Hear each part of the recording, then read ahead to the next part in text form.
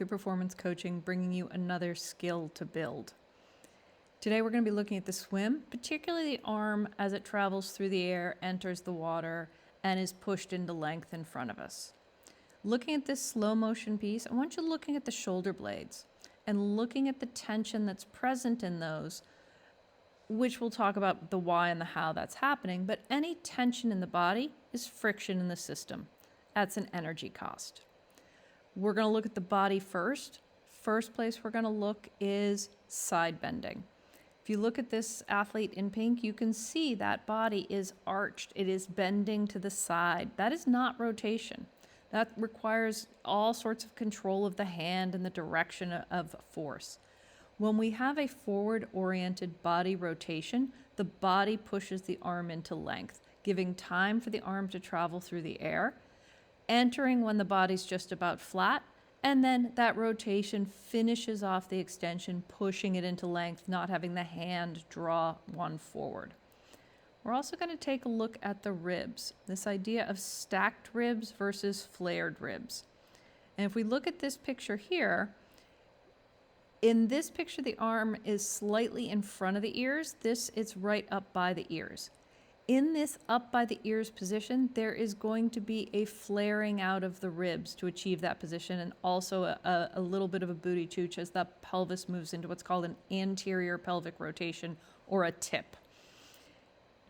If we look at that in a human, what you're going to see is this is the stacked position with the arms slightly in front of the ears, and this is just what happens when you raise those arms further back. You see the ribs flare, you see the pelvis tilt.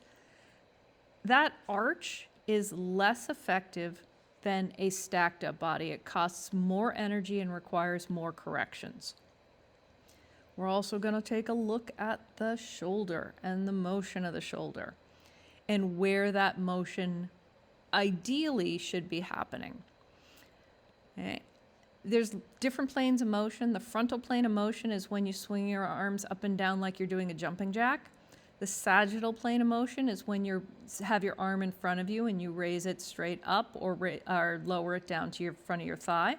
The scapular plane of motion is just slightly in front of the midline of the body. Get a different look at it with a different picture. And you can see this is that sagittal plane. The frontal plane would be straight out to the side. The scapular plane is just slightly in front of that. Why is that important? Why does it matter? Because it lets the shoulder blades work how they're designed. If we take a look at that position there, and I'll do that one again. When this upper arm reaches back behind the body, when the shoulder goes into what's called extension, you can see the chest starting to arch out or the ribs starting to flare. Well, the piece that you can't see here in the back is the shoulder blades are also creasing together, much like we saw in that slow motion swimmer at the beginning. That is like having a dirty chain on your bike, which you would never do. It is friction coming from within. So how do we eliminate that? How do we reduce that? How do we change that? Well, if we change to that frontal plane, we move more easily, but there is a lift that comes from those ribs that is a little bit flary. When we move slightly in front of the body to that scapular plane, we get a freedom of motion that allows us the most effective access to the muscles that we want to be using for this. And this is just showing that scapular plane from a slightly different point of view. Okay? Not doing a full jumping jack arm, just traveling that. And it doesn't matter if the elbows are bent. It's where the upper arm is oriented in relation to the body. And then when we start to add the swim motion to that, well, if we keep things oriented so that that upper arm stays slightly in front of the body, by rotating our body, we keep our upper arm lifting above our head or lifting to in front of our head in a way that coordinates with the shoulder blade, with the muscles of the chest, with the muscles of the back, and makes space for us to travel above the water And then the rotation of the body presses us up into that length that we hear as called as reach or extension. When we add some lines of force, the highest tension that we have from our body, the place that we need the most support, is when that arm is raised above us. But if we raise that arm in the scapular plane, we get a freedom of movement that doesn't create tension until we're starting to push into extension. And when we push into extension from the body at peak roll, that's what creates the extension, not the pointy fingers or the reach of the hand or a stretch of the shoulder coming apart kind of thing. All right, moving this into the swim. Okay, I'm going to pause us on this for 1 sec.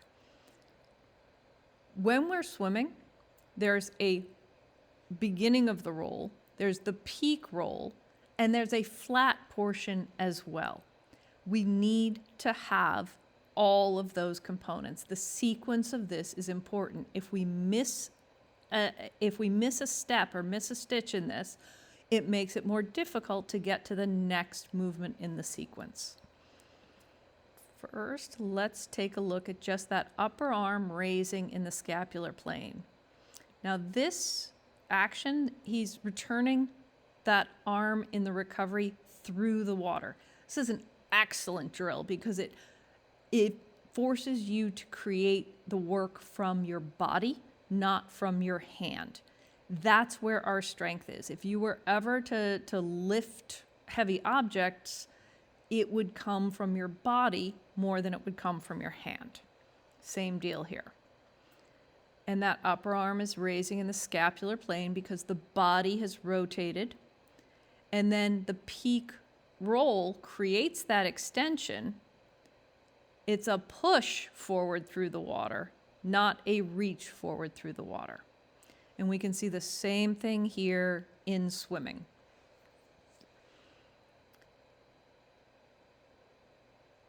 The orientation of the body allows for the upper arm to raise in that scapular plane to travel with some freedom.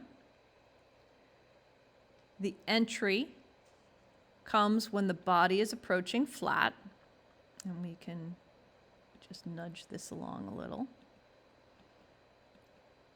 There's the body approaching flat, arm has entered, and then as the body rotates with a forward orientation, it pushes it into the length, making room for the arm to be raised through the scapular plane because of the position of the torso. And then entry at about flat and a push into that extension.